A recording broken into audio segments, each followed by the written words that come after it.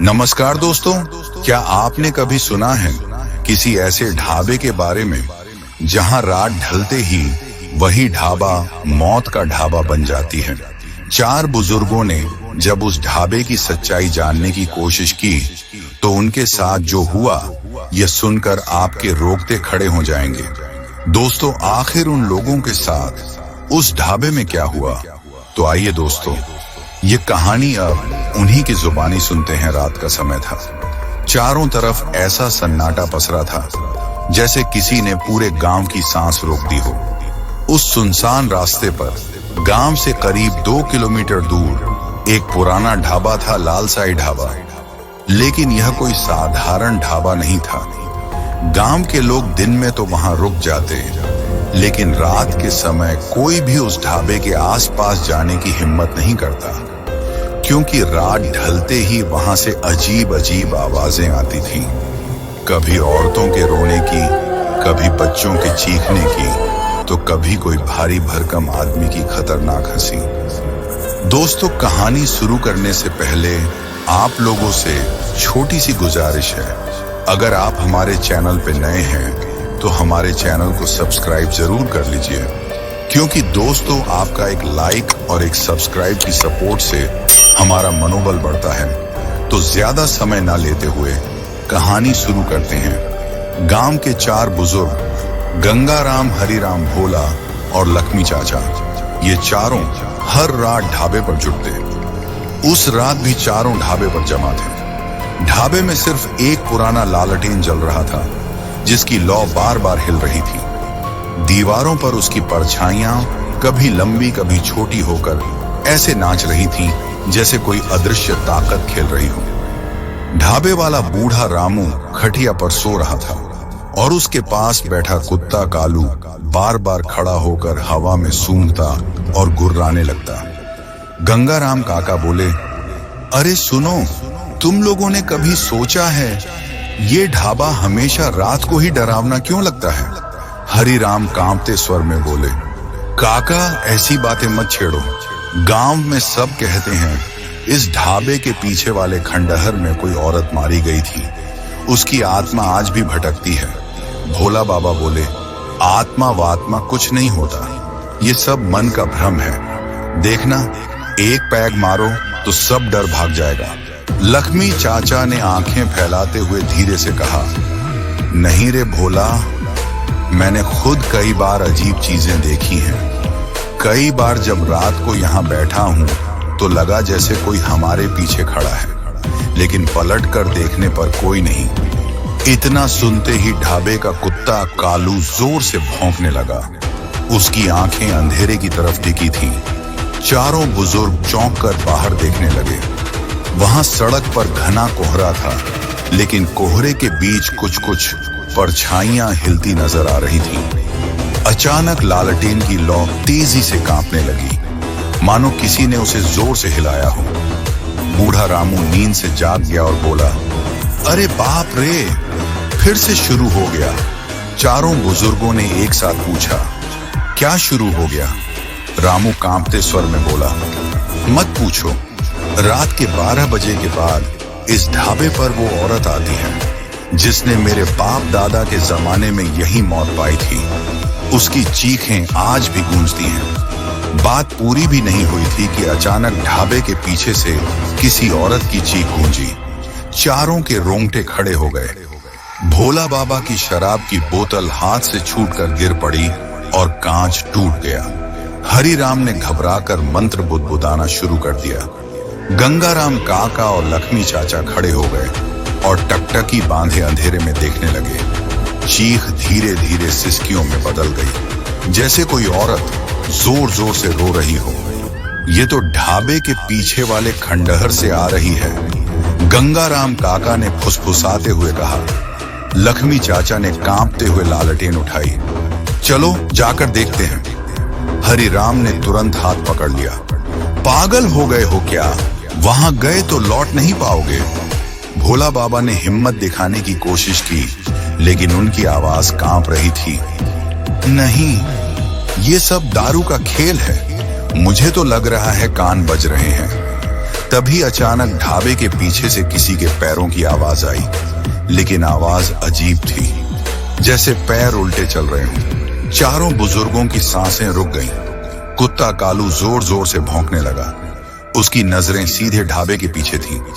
गंगाराम काका ने कांपते हाथों से लालटेन आगे बढ़ाई। धुंध धीरे धीरे हट रही थी और तभी उन्हें दिखी एक औरत की परछाई, लाल साड़ी, खुले बाल और उसकी आंखें लाल चमक रही थी।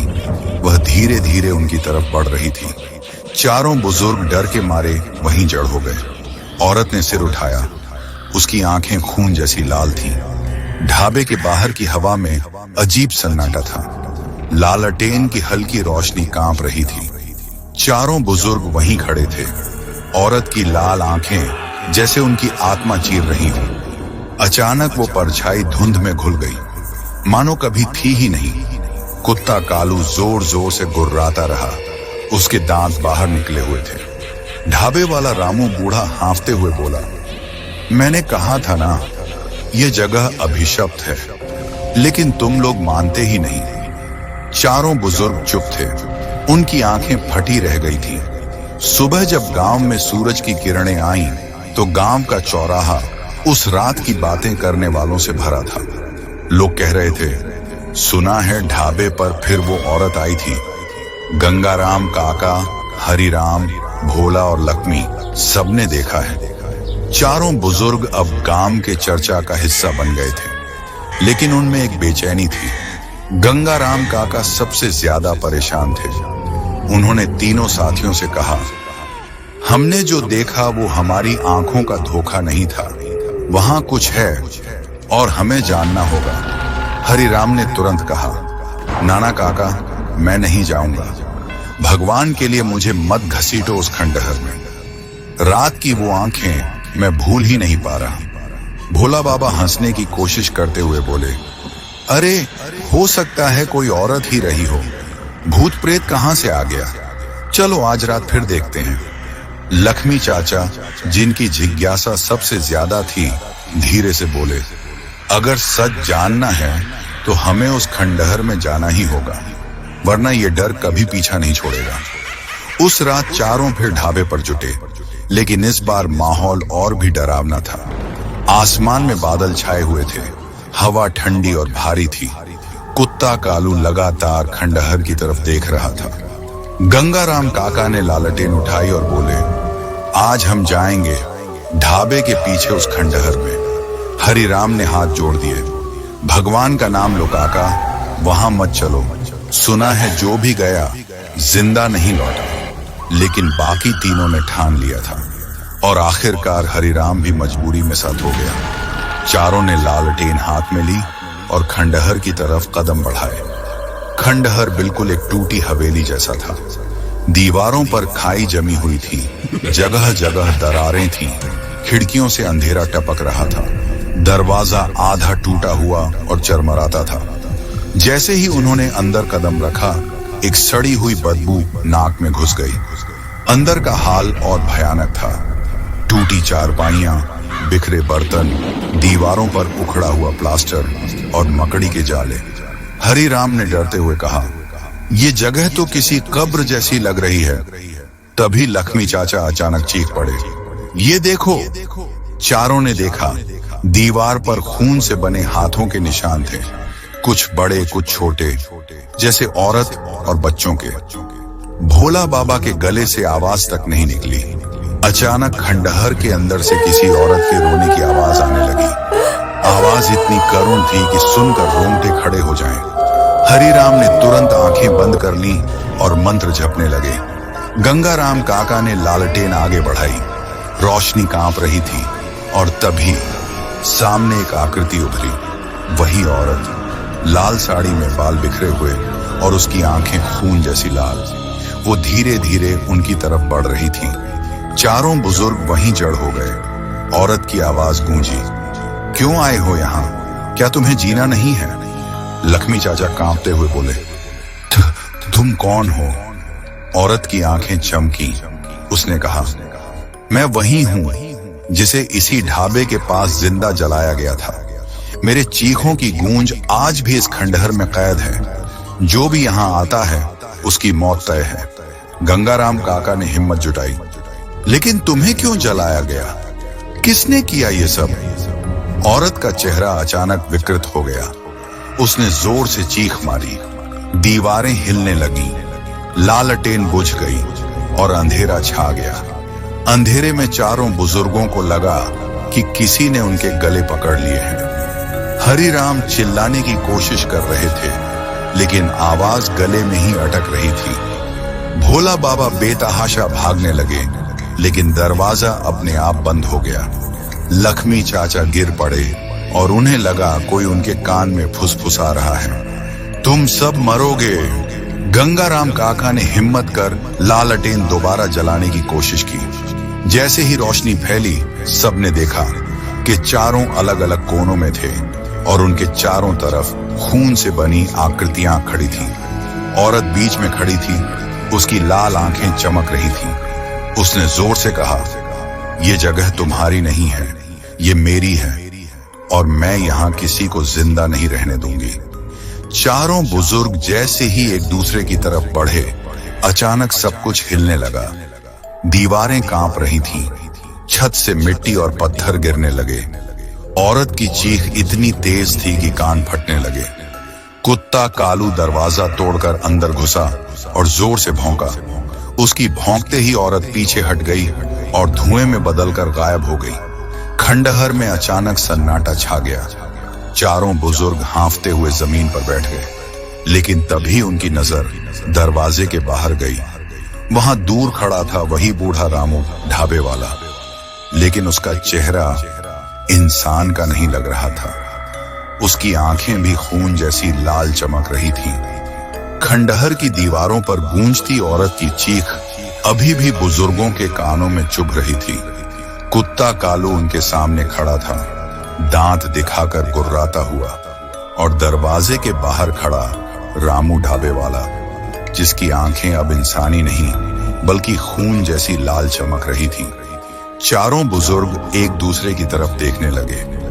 गंगाराम काका कांपती आवाज में बोले, ये ढाबे वाला इंसान नहीं है। रामू ने धीरे धीरे अंदर कदम रखा।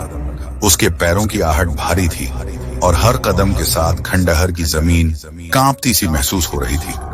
रामू हंसा, लेकिन उसकी हंसी इंसानी नहीं थी। वो हंसी खंडहर की दीवारों से टकराकर गूंज रही थी।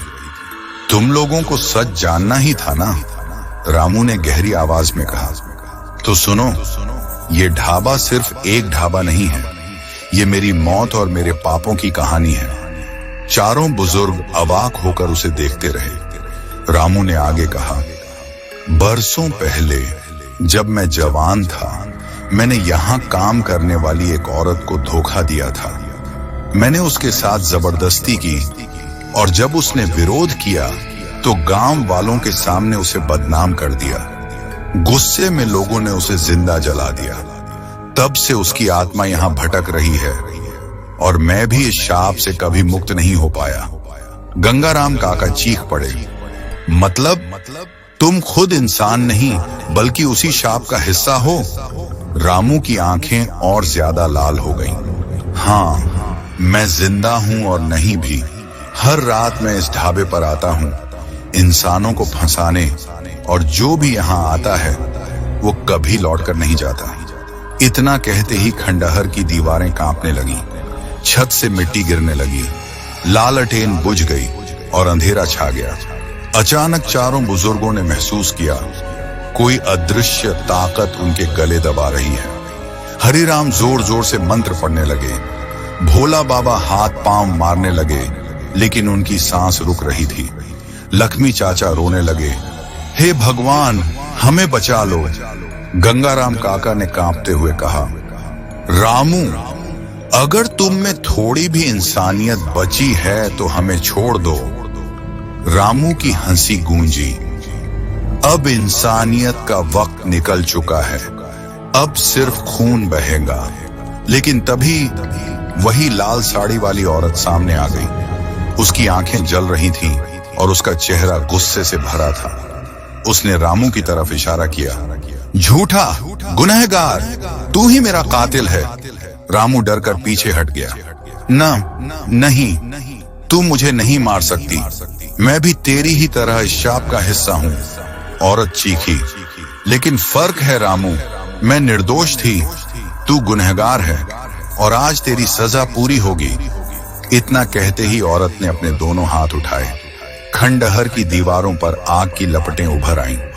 रामू चीखने लगा। उसका चेहरा धीरे धीरे पिघलने लगा, जैसे कोई मोमबत्ती जल रही हो।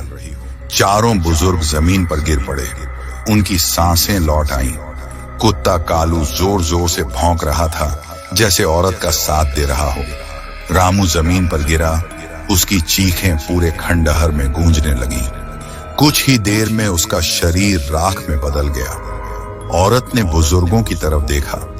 उसकी आंखों से खून की जगह आंसू बह रहे थे।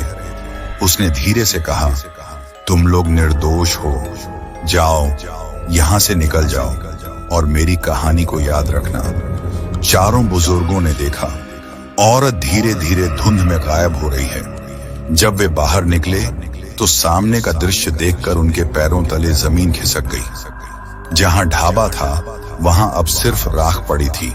न खाट थी, न लालटेन, न रामू।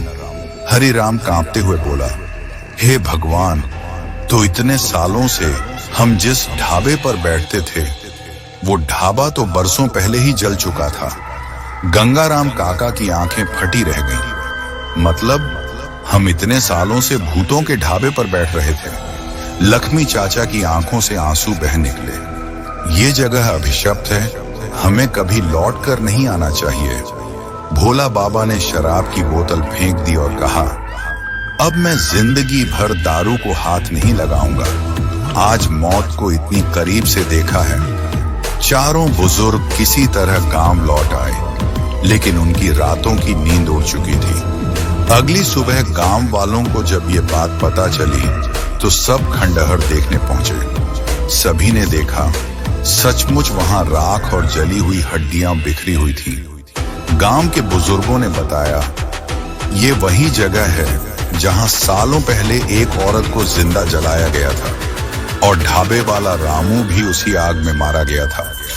चारों बुजुर्ग चुप रहे। उनकी आंखों के सामने अब भी उस औरत की लाल आंखें घूम रही थी। उस रात गंगाराम काका अपने घर में अकेले बैठे थे। अचानक उन्होंने दरवाजे पर खटखटाहट सुनी। दरवाजा खोला तो सामने वही औरत खड़ी थी। लाल साड़ी, खुले बाल और उसकी आंखें फिर से लाल चमक रही थी। उसने धीरे से कहा, काका, मेरी कहानी अभी खत्म नहीं हुई। दोस्तों, स्टोरी कैसी लगी कमेंट में जरूर बताएं और आप हमारे चैनल को सब्सक्राइब जरूर कर लीजिए, क्योंकि ऐसी ही रियल और हॉरर स्टोरी मैं आप लोगों के लिए लेकर आता रहता हूं। दोस्तों, हमारे चैनल में ऐसी वीडियो और भी है, आप लोग जाके देख सकते हैं। तो चलिए दोस्तों, आप सब अपना ख्याल रखिए और आप सबको दिल से धन्यवाद।